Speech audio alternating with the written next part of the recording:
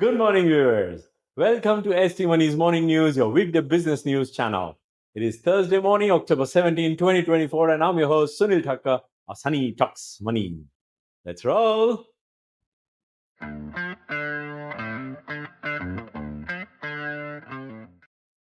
The Dow Jones Industrial Average rose on Wednesday and closed at a record high, and Wall Street's two other benchmark indexes also ended higher, weathering declines in mega cap tech shares thanks to small cap gains and financial shares buoyed by strong earnings. It was the third time in four sessions the Dow has recorded a best ever finish, ending above 43,000 points again and recouping losses from the previous session. Also, a whisker away from settling another closing milestone was the S&P 500, but ultimately it finished just short, up 27 points or 0.47% to 5,842 points. Gains by banks and airlines helped the S&P 500 advance Wednesday despite a pullback in many of the big tech stocks.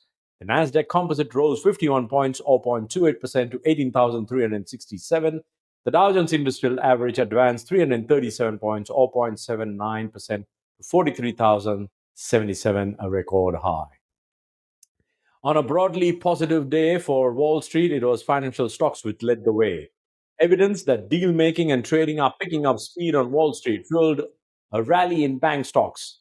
Morgan Stanley shares jumped 6.5% after the bank reported that investment banking revenue had showed 56%, while Citibank Group shares rose 2.6% and Bank of America shares gained 1.6%. Earlier in the week, executives at big investment banks said clients were eager to trade and strike deals. M&A is back, and this is really helping fuel those fee-based businesses for US financials.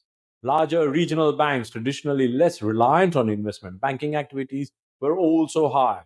First Horizon rose 4.1%, and the US Bank Corp advanced 4.7% after reporting third quarter results. The broader banks index was up 1.2%, and an index tracking regional banks gained 1.5%. Four of the 11 S&P sectors registered record closing highs: financials, utilities, materials, and industrials. Utilities led sectoral gains, leaping 2%, with Dominion Energy's 5.1% increase among the catalysts after it was one of the power companies with which Amazon.com announced agreements for developing nuclear technology to power data centers. Meanwhile, airline stocks rallied after United Airlines reported a better than expected quarterly profit and said a glut of cheap flights had subsided. United shares soared 12% to $72.02, their highest close since February 2020. Delta Airlines shares gained 6.8%, and American Airlines shares added 7.1%. However, declines by a number of the big tech stocks weighed on the market. Meta Platform shares lost 1.6%, while Apple shares fell 0.9%, and Microsoft shares slipped 0.6%. Chip heavyweight Nvidia, however, bucked the mega cap slide, rising 3.1% after slumping nearly 5% in the previous session. Gains in the so called Magnificent Seven group of tech stocks have driven most of Wall Street's record breaking run this year. However, with valuations increasingly stretched and a brighter economic outlook, investors have been seeking opportunities elsewhere.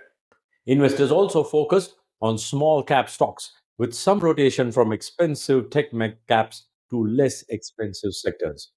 The Russell 2000 index rose 1.6%, and the S&P Small Cap 600 gained 1.4%. Both had their highest finishes since November 2021. Louis Vuitton owner LVMH, the world's largest luxury goods company, missed sales expectations and said demand from China had deteriorated.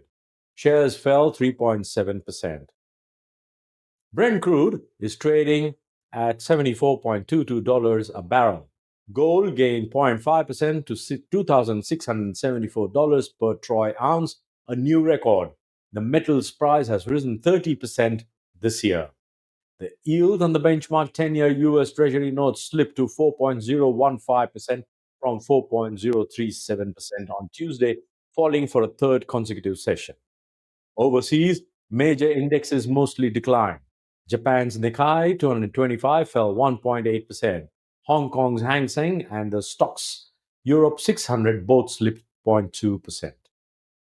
Attention now turns to more corporate earnings are due through this week, along with key economic data, including the retail sales and industrial production figures for September on Thursday, October 17th.